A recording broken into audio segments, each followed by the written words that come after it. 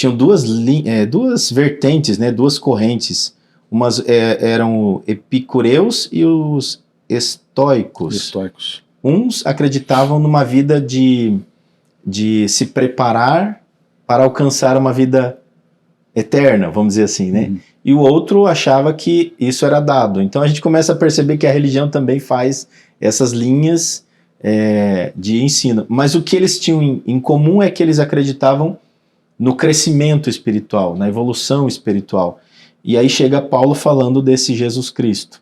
Quando nós falamos sobre isso, a gente precisa voltar um pouquinho atrás. Por exemplo, Paulo passou em Tessalônica. Em Tessalônica, a mesma coisa. Ele ia lá na sinagoga e pregava aos judeus. Ali um povo mais misto, porque era uma região mais portuária, então tinha muita gente, misturavam estilos de pessoas, e aí ele ensinava. Por exemplo, chegaram a Tessalônica, havia uma sinagoga judaica. Segundo o seu costume, Paulo foi à sinagoga e por 3 sábados discutiu com eles com base nas Escrituras. Então a base de Paulo era nas Escrituras falando de Jesus Cristo, do Messias. Quando chegou em Bereia, que é um outro lugar, ele também foi nas sinagogas judaicas. Os bereanos que estavam ali eram mais nobres que os tessalonicenses, então eles tinham uma nobreza financeiramente e também intelectualmente. Quando Paulo abria as Escrituras e ia falando com ele, eles também abriam e conferiam para ver se Paulo estava falando dentro das Escrituras sobre Jesus Cristo. Não é confirmando a lei, é confirmando aquilo que estava escrito sobre as profecias. Quando ele vai a Atenas, que é o ponto que nós lemos e estamos falando, ele chega lá e tem esses filósofos.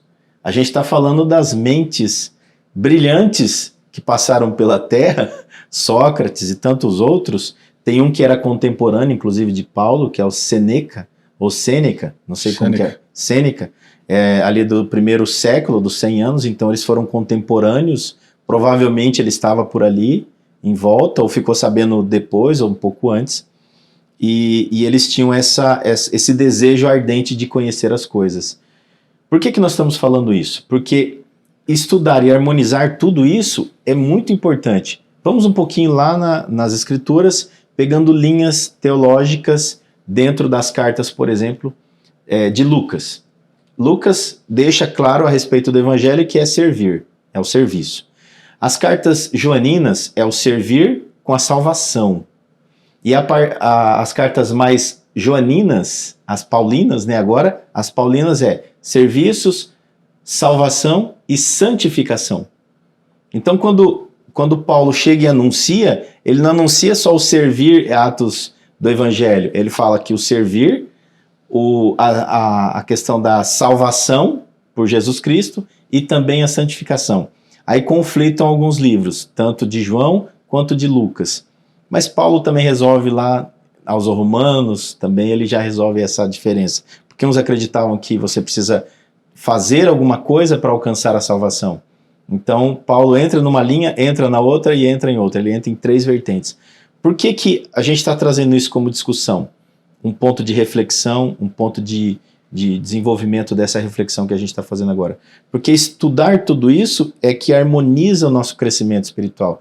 E os filósofos faziam isso. Perguntando para você agora, qual que é o papel de um filósofo dentro hoje da religião? Pensando assim de uma maneira mais ampla, 360 graus. Pergunta difícil. Porque, veja, a filosofia ela iniciou a partir da religião, ou melhor dizendo, a religião ou a teologia, ela iniciou a partir da filosofia. Sim. Tá? Então você tem ali os estoicos e os epicuristas, são 2 linhas de pensamento. Porque para os gregos, eles tinham escolas distintas de filosofia, sim, nas quais eles defendiam a tese do seu mestre. Então os epicuristas, eles eram discípulos de um filósofo que havia vivido 400 anos antes de Cristo, chamado Epicuro. Então, ou seja, 450 anos depois ainda estavam batendo ali firme. Tinha discípulos, sim, dos ensinamentos desse cara. Sim. Né, da mesma forma, os epicuristas de Epicuro e os estoicos, né, que também era uma outra vertente, defendia uma outra visão de mundo. Sim. Então, sempre partindo para onde? Para o racionalismo. Sim. A razão, a partir de Sócrates, Platão e Aristóteles, que são os 3 principais nomes da filosofia, e a partir deles, de outros grandes pensadores da época, então eles sempre buscavam a razão das coisas a partir do seu pensamento ou da sua filosofia de mundo. Baseado nisso, então a gente tem lá no 1º século, então vem os filósofos que posteriormente são chamados de os pais da igreja.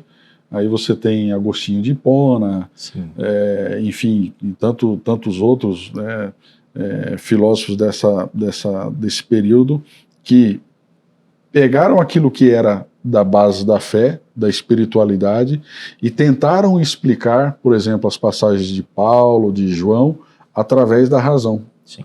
E é isso que incomodava os filósofos gregos quando ouviram Paulo. Pera, mas você está falando de ressurreição?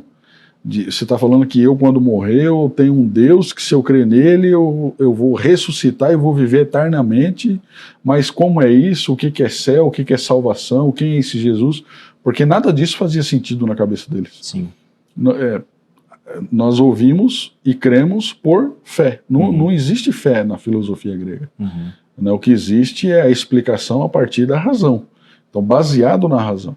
Então, passados aí 2000 anos, houve um período de transição na Idade Média, de separação, e a partir da filosofia, então você tem a teologia, a psicologia,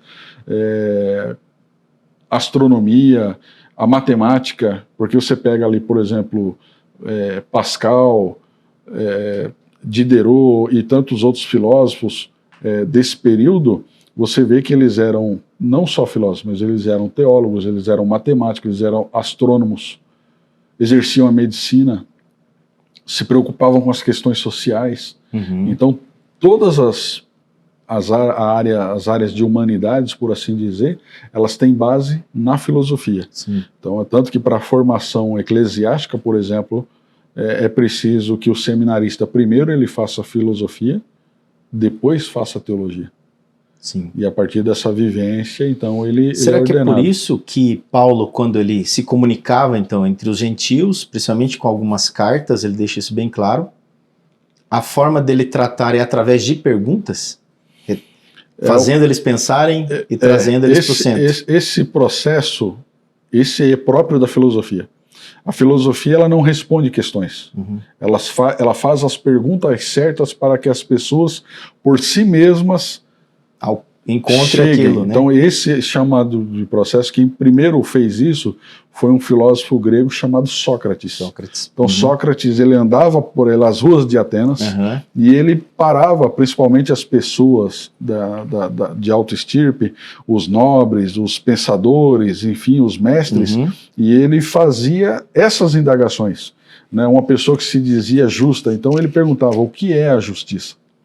Me defina para mim o que é justiça. Então esse processo se chama maiêutica. Maiêutica nada mais é do que uma ideia de parto, ou seja, que você faça nascer de si mesmo a resposta daquilo que foi proposto.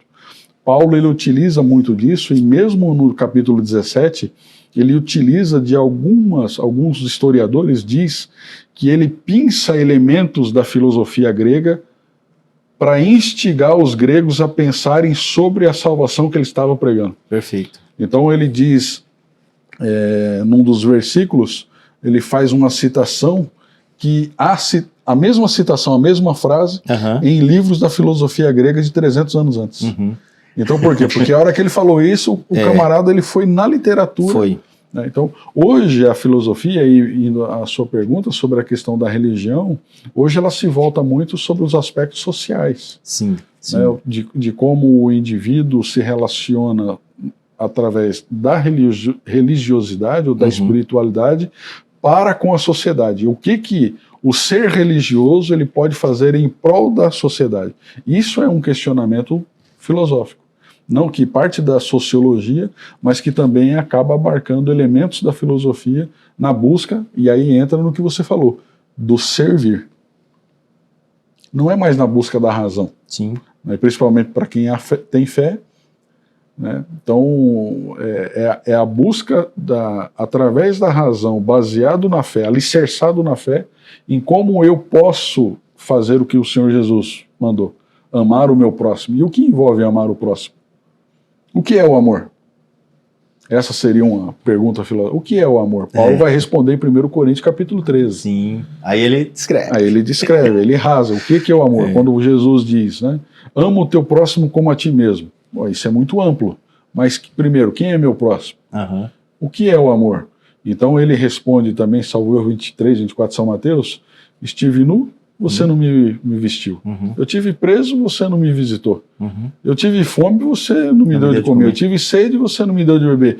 Mas, Senhor, quando que nós te fizemos isso? Como que digo, mas eu nunca vi você nessa situação.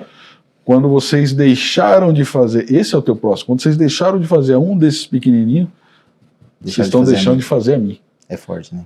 É muito forte. Verdade. Então, se nós refletirmos maioticamente sobre as propriedades do Evangelho, da Boa Nova, e a transformação que ela propõe ao interior do ser humano,